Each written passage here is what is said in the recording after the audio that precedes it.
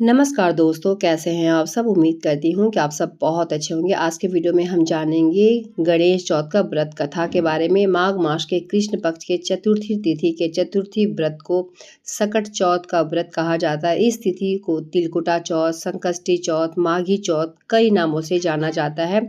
इस साल ये व्रत जो है 17 जनवरी शुक्रवार के दिन रखा जा रहा है। महिलाएं इस दिन व्रत रखकर संतान के दीर्घायु की वरदान मांगती है और इस दिन निर्जला व्रत रखती है।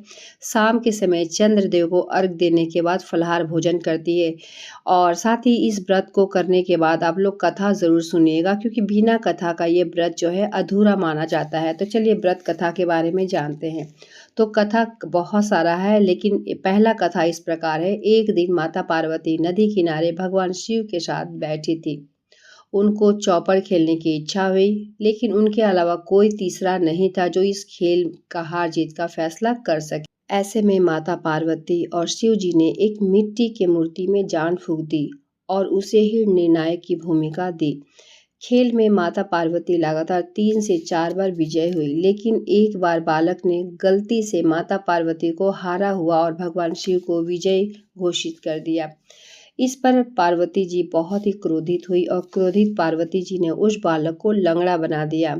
उसने माता से माफ़ी मांगी, लेकिन उन्होंने कहा कि श्राप अब वापस नहीं लिया जा सकता है, पर एक उपाय ज़रूर करो। संकष्टी के दिन यहाँ पर कुछ कन्याएं पूजा के लिए आती है, उनसे व्रत और पूजा विधि ज़रूर पूछ लेना और तुम भी वैसे ही व्रत और पूजा करना।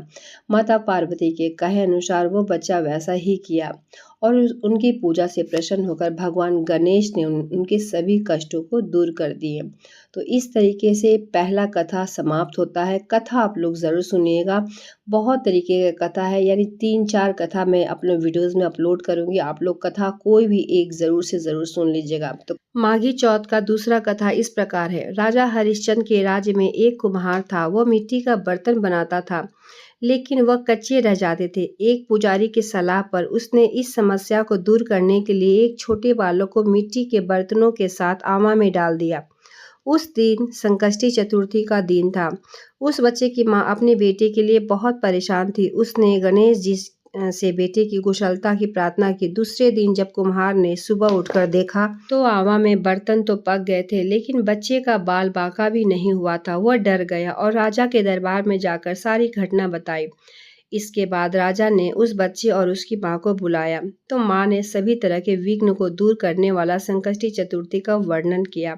इस घटना के बाद जो महिलाएं संतान और परिवार के सौभाग्य के लिए सकट चौथ का व्रत करने लगी। तो इस प्रकार सकट चौथ का दूसरा कथा समाप्त होता है। तो व्रत वाले दिन कोई भी एक कथा आप लोग ज़रूर से ज़रूर सुनिएगा। मिलती हूँ एक नई वीडियो के साथ, तब तक के लिए धन्यवाद।